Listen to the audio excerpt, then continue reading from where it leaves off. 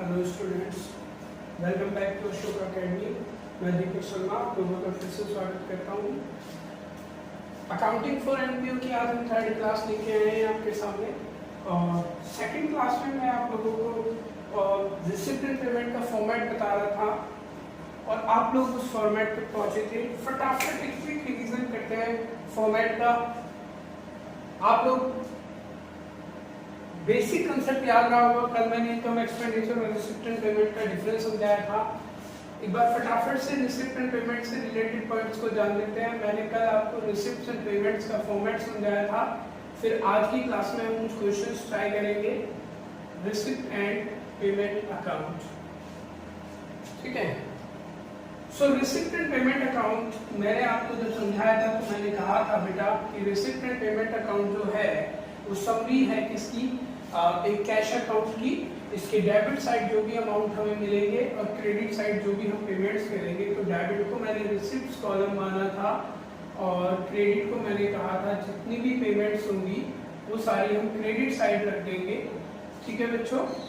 और इसको शुरुआत कैसे करते हैं, इसको शुरुआत किया जाता है किससे, जो भी मेरे पास साल की शुरुआत में कैश या बैंक का जो भी मेरे पास बैलेंस होगा उसको मैं यहाँ लिखकर इसकी अपनी शुरुआत करता हूँ। तो टू बैलेंस बीडी करके मुझे साल की शुरुआत में यहाँ लिख देना है जो भी मेरे पास कैश या बैंक का बैलेंस होगा।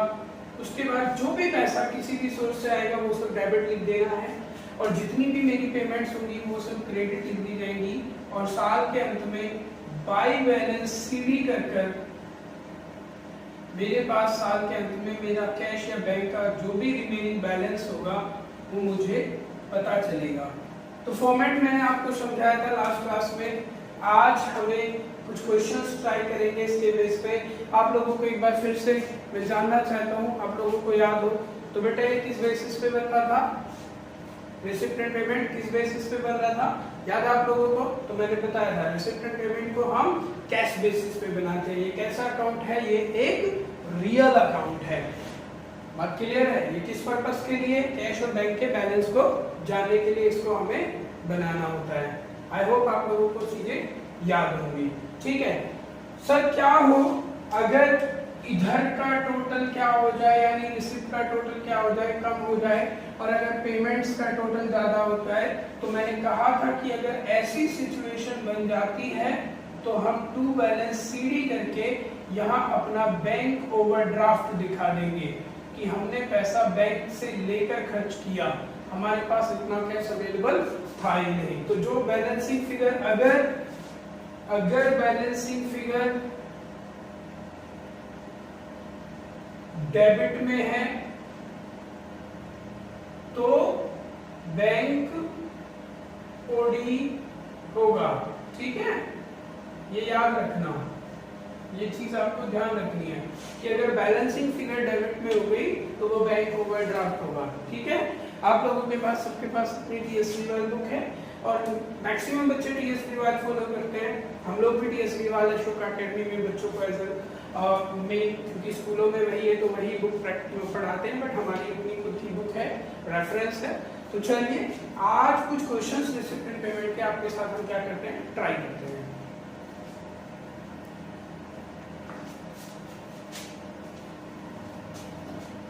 बेटा फटाफट सब लोग ध्यान दीजिएगा क्लास में। हमने रिसिप्ट एंड पेमेंट अकाउंट आज बनाना सीखना है। चलिए तो सबसे पहला क्वेश्चन बेटा आज जो हम स्टार्ट करने वाले हैं कि आपकी बुक का पहला क्वेश्चन है, जरा पहला क्वेश्चन देखिएगा। रिसिप्ट एंड पेमेंट अकाउंट बनाना है हमें किसका, रेलवे क्लब का, ठीक है बच्चों। रिसिप्ट एंड पेमेंट अकाउंट बना रहे हैं हम आपकी टीएस की बार बुक का क्वेश्चन नंबर 1, सॉल्यूशन नंबर 1 आज हम ट्राई कर रहे हैं, ठीक है। रिसिप्ट एंड पेमेंट अकाउंट का, जिसमें हम बनाना सीखेंगे receipt and payment account of railway club, ठीक है। कि रेलवे क्लब का जो है हमें रिसिप्ट एंड पेमेंट अकाउंट बनाना है एज ऑन 31 मार्च 2021, ठीक है। 21 हम बना रहे हैं। हो सकता है आपकी बुक में डेट कुछ और हो। जरा देखिए शुरुआत कैसे की गई, कहता cash in hand as on 1 April मेरे पास साल के शुरुआत में कैश का बैलेंस गिवन है, तो मेरे पास पैसा अवेलेबल है, इस बात का क्या मतलब है कि मेरे पास पहले से कुछ अमाउंट है, यानी रिसिप्ट। तो मैंने आपको पहले कहा था कि बेटा इसको बनाना बहुत आसान है, यहाँ प्लस लगा लो, यहाँ माइनस लगा लो, पैसा आया डेबिट, पैसा गया क्रेडिट, क्योंकि ये कैसा अकाउंट है, रियल अकाउंट में, बार बार आपको समझा रहा हूं। तो सबसे पहले मुझे कैश का बैलेंस दिया हुआ है, तो क्योंकि इस क्वेश्चन में बैंक नहीं है तो मैंने सिर्फ कैश लिखा, और कैश का मुझे जो अमाउंट है वो दिया हुआ है बेटा 4390, ठीक है। उसके बाद अगर मैं क्वेश्चन में देखूं तो क्वेश्चन में बेटा मेरे को डोनेशंस दी हुई है, क्या दी हुई है, डोनेशंस, यानी दान मिला, तो टू डोनेशंस, तो जो भी पैसे मुझे डोनेशंस के रूप में मिले वो मेरे पास आए कि गए, बिल्कुल आए होंगे।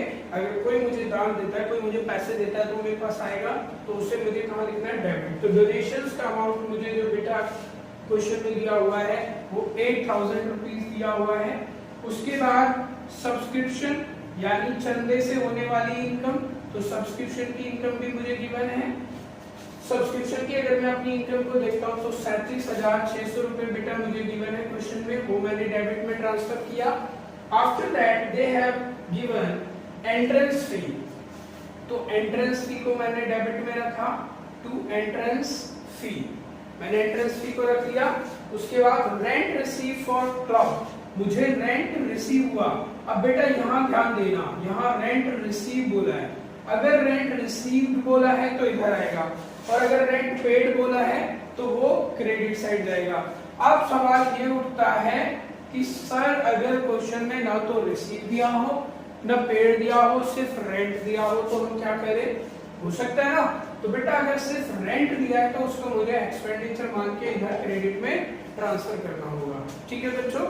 चलिए, तो रेंट रिसीव मतलब इलेक्ट्रिसिटी चार्जेस, ठीक है, बिजली का, तो रेंट जो रिसीव हुआ है, अच्छा मैंने अमाउंट नहीं लिखे, अच्छा एंट्रेंस फी मुझे मिली 4300, रेंट रिसीव जो मुझे हुआ है वो हुआ है बेटा 5250। उसके बाद अगर मैं देखूं तो इलेक्ट्रिसिटी चार्जेस मैंने पे किए, तो खर्चा किया बाय इलेक्ट्रिसिटी चार्जेस, इलेक्ट्रिसिटी के चार्जेस मैंने पे कर दिए, और कितने पे किए हैं, 3440, यानी 3440 रुपए मैंने इलेक्ट्रिसिटी के पे किए। टैक्सेस पेड, मैंने टैक्स पे किए, पेमेंट किया बाय टैक्सेस, ठीक है, टैक्स मैंने पे किया है बेटा 490, 490 रुपए मैंने टैक्स के रूप में भारत सरकार को पे कर दिया। सैलरीज, बाय सैलरीज, खर्चा किया है, तनख्वाह बांट दी, ठीक है। सैलरीज मैंने पे की बेटा 21,500 रुपए, 21,500 रुपए मैंने सैलरी दी। उसके बाद क्वेश्चन में मैं आगे देखूं तो मुझे ऑनरेरियम टू सेक्रेटरी, मतलब सेक्रेटरी को मैंने क्या दिया है, ऑनरेरियम दिया है, मतलब एक प्रकार से उसको हमने उसके वर्क के बदले, उसकी सर्विसेज के बदले उसको भी पेमेंट किया है। तो by honorarium to secretary, honorarium हमने उसको कितना पे किया है, 2500 रुपए, वो हमने यहाँ लिख दिया। समझ में आ रहा है ना, पैसा डेबिट जो आया, पैसा क्रेडिट वो जो चला गया। उसके बाद अगर हम देखें तो printing interest receive on investment, मुझे इन्वेस्टमेंट पे कुछ इंटरेस्ट रिसीव हुआ, तो bye interest on investment, investment पे मुझे इंटरेस्ट मिला, और कितना मिला, अगर मैं क्वेश्चन में देखूं तो मुझे 2950 रुपए इंटरेस्ट के मिले हैं, ठीक है बच्चों। After that printing and stationery, मैंने कुछ प्रिंटिंग का खर्चा किया बाय प्रिंटिंग एंड स्टेशनरी, वो खर्चा मैं यहाँ रख देता हूँ। प्रिंटिंग स्टेशनरी पे भी मैंने खर्चे किए, और मात्र 350 रुपए खर्चे किए, 350। उसके बाद by petty expenses, petty expenses का मतलब छोटे मोटे खर्चे, पैटी एक्सपेंसेस के रूप में मैंने 900 रुपए खर्च कर दिए।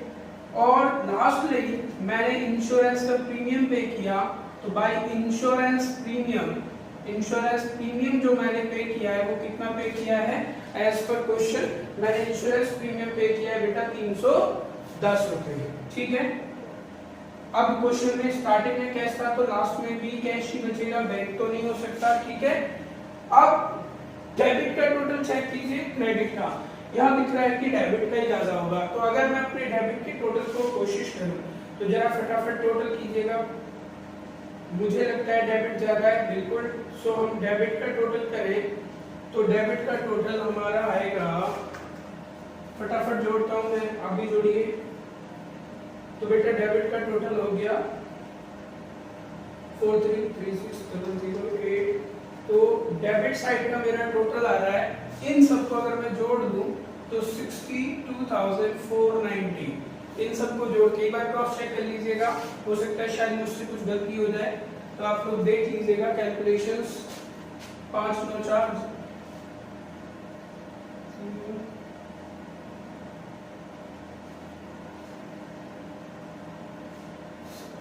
गलत लग रहा है मुझे, 490 रेंट कितना था 5250, सॉरी। अच्छा, इंटरेस्ट ऑन इन्वेस्टमेंट बेटा हमारी इनकम है, बिल्कुल, शाबाश शाबाश शाबाश, बिल्कुल ये गलती हो जाती है हमसे। चलिए, तो जो इंटरेस्ट ऑन इन्वेस्ट था उसको हमें इनकम मानना है क्योंकि वो पैसा हमें ब्याज के रूप में मिला है। सॉरी स्टूडेंट्स, मैंने ध्यान नहीं दिया उस पे, आई होप आप लोग उसको कंसीडर नहीं करेंगे। इंटरेस्ट ऑन इन्वेस्टमेंट, क्योंकि मुझे पैसा ब्याज के रूप में मेरी लगाए हुए पैसे पे मिला, और कितना पैसा मुझे ब्याज के रूप में मिला, तो मुझे इंटरेस्ट ऑन इन्वेस्टमेंट जो रिसीव हुआ है बेटा वो है 2950। अब इसका टोटल करके वापस देखेंगे तो 62,490 टोटल आ गया, 62,490। और इसमें से इन सब के टोटल को पहले आप क्या कर देंगे, माइनस कर देंगे। इन सब का टोटल माइनस करने पे आपको पता चलेगा कि कितना आया, तो 62,490 माइनस कर दीजिए इन सब को, आपको पता चल जाएगा कितना टोटल है।